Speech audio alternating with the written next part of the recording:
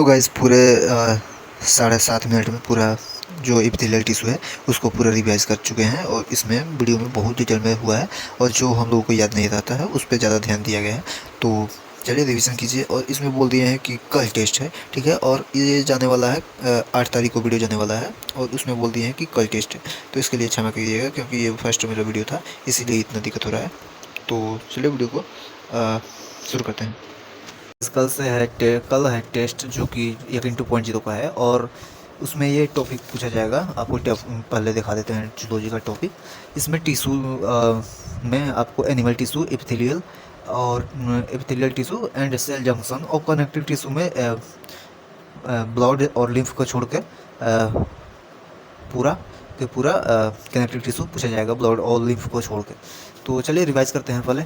और कल से आने वाला है ये, मतलब जितना मैम या सर जो मतलब जिस दिन पढ़ाएंगे लोग उस दिन उसका रिवीजन आएगा। मेरे साथ रिवीजन आप भी करेंगे तो आपको भी मतलब रिवाइज हो जाएगा और मेरा भी रिवाइज हो जाएगा। इसलिए मैंने ये सीरीज को स्टार्ट किया है जिससे आपको भी फ़ायदा होगा और मुझे भी फ़ायदा होगा। तो चलिए अभी इसको स्टार्ट करते हैं। तो सबसे पहले है अपना structure organisation in animal chapter का ये है। तो इसमें एपिथेलियल टिश्यू 2 भागों में बटा हुआ है, simple epithelial and compound epithelial. Simple epithelium में सिंगल सेल होता है और कंपाउंड एपिथेलियम में मोर देन 1 सेल होता है, ठीक है। इसका सिंपल स्क्वेमस एपिथेलियम का function lining of the body and duct and tube, and compound epithelium का फंक्शन होता है protect our skin, limited role in secretion and absorption. Limited role होता है सेक्रेशन एंड एब्जॉर्प्शन में। और उसके बाद आता है सिंपल स्क्वेमस एपिथेलियम का टाइप्स, ठीक है। तो इसमें सिंपल एपिथेलियल का टाइप्स है ये simple squamous epithelium, simple cuboidal epithelium and simple columnar epithelium, ठीक है। तो सिंपल स्क्वेमस एपिथेलियम का जो फंक्शन होता है diffusion of gas and filtration करना, ठीक है। और it is make diffusion boundary, ये डिफ्यूजन बाउंड्री भी बनाता है सिंपल स्क्वेमस एपिथेलियम।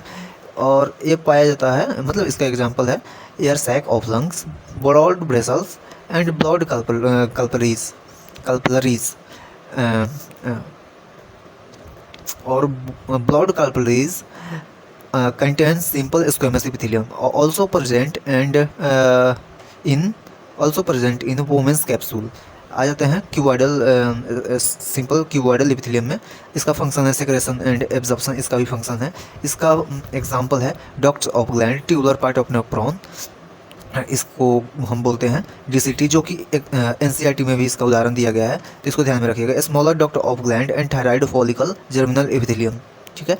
तो ये हो गया हमारा सिंपल स्क्वेमस और सिंपल क्यूबॉइडल हो गया। अब आते हैं सिंपल कोलुमनार एपिथेलियम में, ओके। तो सिंपल क्यूबॉइडल कोलुमनार एपिथेलियम को हम लोग रिवाइज करते हैं। कोई अगर गलती हो तो भाई समझ के यार इग्नोर कर दीजिएगा उसको। तो अभी फर्स्ट टाइम है तो उतना अच्छा से नहीं हो पाएगा, फिर भी मैं अपना 100% दे रहा हूँ इसमें। तो इसका फंक्शन है सेक्रेशन एंड एब्जॉर्प्शन। इसका एग्जाम है lining of stomach and liver intestine में, ठीक है। Modification of the simple cuboidal and simple columnar epithelium, ठीक है। इसका जो मॉडिफिकेशन होता है वो, ठीक है। तो अगर माइक्रोविलाई कोलुमनार या क्यूबॉइडल में प्रेजेंट हो तो उसको हम सिंपल ब्रॉस बॉर्डर्ड एपिथेलियम कहते हैं, ठीक है। फंक्शन इसका एब्जॉर्प्शन होता है। और simple cuboidal brush bordered epithelium, ठीक है। तो उसका एग्जांपल पीसीटी है, आप याद रख लीजिएगा। ये बहुत मतलब कम याद होता है, इसलिए हम मेन पॉइंट को लिख कर लाए हैं जो याद नहीं रहता है, ठीक है।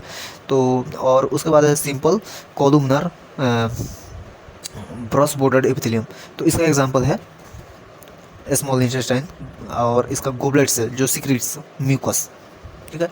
और उसके बाद आता है जब सीलिया प्रेजेंट हो एक कोलुमनर में या क्यूबॉइडल में तो उसको सिंपल सिलेटेड एपिथेलियम कहते हैं। इसका मेन फंक्शन होता है मूवमेंट, ठीक है। तो इसका सिंपल क्यूबॉइडल सिलेटेड एपिथेलियम, ठीक है। तो इसका एग्जांपल है ब्रोंक्यूल्स, सिंपल कोलुमनार की सिलेटेड एपिथेलियम। इसका एग्जांपल है फैलोपियन ट्यूब और लार्ज ब्रोंक्यूल्स। तो नेक्स्ट टॉपिक पर चलते हैं, types of glandular epithelium. On the basis of number of cell, ठीक है, नंबर ऑफ सेल के आधार पर इसको बांटा गया है। एक होता है यूनिसेलुलर जो कि सिंगल सेल से बना होता है, and multicellular many cell से बना होता है, बहुत ज़्यादा सेल से मिलकर बना होता है। तो उसका एग्जांपल है गोबलेट सेल और मल्टी सेलुलर का लाइब्रेरी ग्लैंड जो कि एनसीईआरटी में दिया गया है, sweat gland and pituitary gland, ठीक है। टाइप्स ऑफ ग्लैंडुलर एपिथेलियम एक और प्रकार से बांटा गया है on the basis of mode of pouring secretion, ठीक है। तो इसमें आता है एक्सोक्राइन और एंडोक्राइन, ठीक है। ये दो प्रकार का एनसीईआरटी में दिया गया है, लेकिन तीसरा एक भी दिया गया है, एक मैं अपने आप जो मैम लिखाई है उससे मैंने लिया है। तो इसका दो ही टाइप होता है, ठीक है। तो एनसीईआरटी में दिया है, तो इसके पास डॉक्टर है और एंडोक्राइन के पास डॉक्टर नहीं है। ये सेक्रेशन करता है एंड ये पोर देयर सेक्रेशन करता है। और म्यूकस, इसका एग्जांपल है म्यूकस मील सिबिस सोबम। ये कोई ऑयल होता है, sweat gland and salivary gland and digestive enzymes, ठीक है। और इसका एग्जांपल है pituitary gland, thyroid gland and parathyroid gland. And आ जाते हैं अब हेट्रोक्राइन पर। इसके पास दोनों प्रकार के डक्ट होते हैं, दोनों प्रकार के थिंग्स होते हैं, जैसे कि ये डक्ट लेस भी करता है सेक्रेशन और डक्ट के थ्रू भी करता है, ठीक है।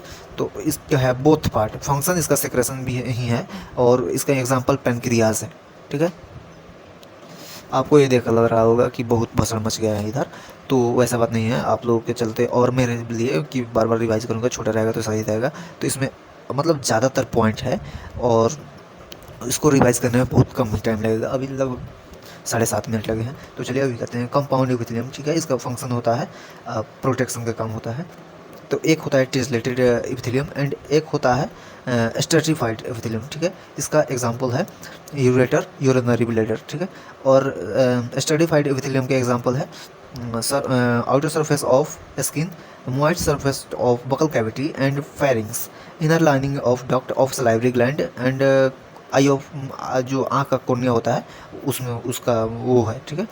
तो इसमें ये भी होता है if keratin protein present then keratinized and keratin protein non present तो नॉन क्रेटिनाइज। और इसमें ये होता है अपना जो हम लोग का स्किन है उस पर क्रेटिन प्रोटीन प्रेजेंट रहता है, जिससे स्किन होता है वो ड्राई रहता है। तो चलिए सेल जंक्शन को देखते हैं। तो सेल जंक्शन बहुत ही आसान है। देखिए अधेरेंट जंक्शन को आप सीमेंटिंग समझ लीजिए, ठीक है। और टाइट जंक्शन समझ लीजिए कोई टाइट कर रहा है तो प्रिवेंट लीकेज को प्रिवेंट मतलब टाइट कर दिया तो वो हो गया। और गैप जंक्शन को आप समझ लीजिएगा कोई गैप है तो उसमें से कोई चीज़ आ रहा है जा रहा है तो कम्युनिकेशन का इसमें रख सकते हैं। अब देखिए अब अपना ये आ गया connective tissue, epithelial tissue 8 minute में लगभग 9 मिनट के अराउंड में पूरा कंप्लीट, ठीक है।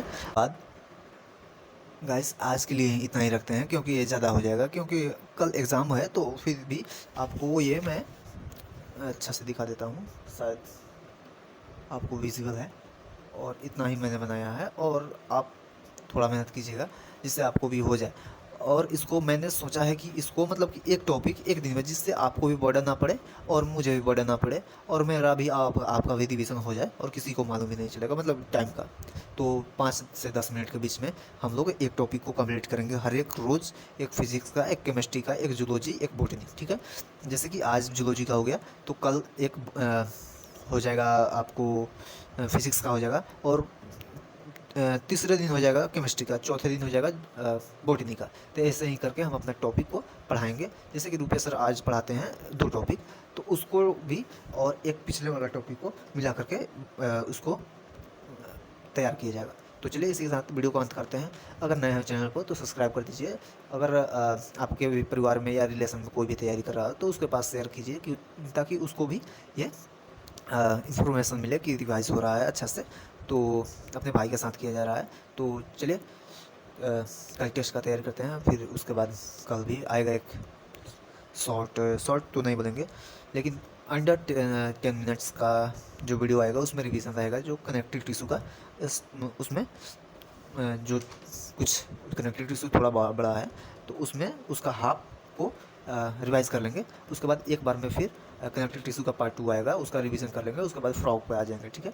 तो चलिए फिर इसको कंप्लीट करते हैं। पहले तो अभी तो इसको लगभग 2 लेक्चर रोज़ डालना पड़ेगा, क्योंकि अभी टॉपिक आगे चल गया है तो इसको रिवीजन भी करना होगा। तो चलिए वीडियो को अंत करते हैं यहीं पे। चलिए, ओके, बाय।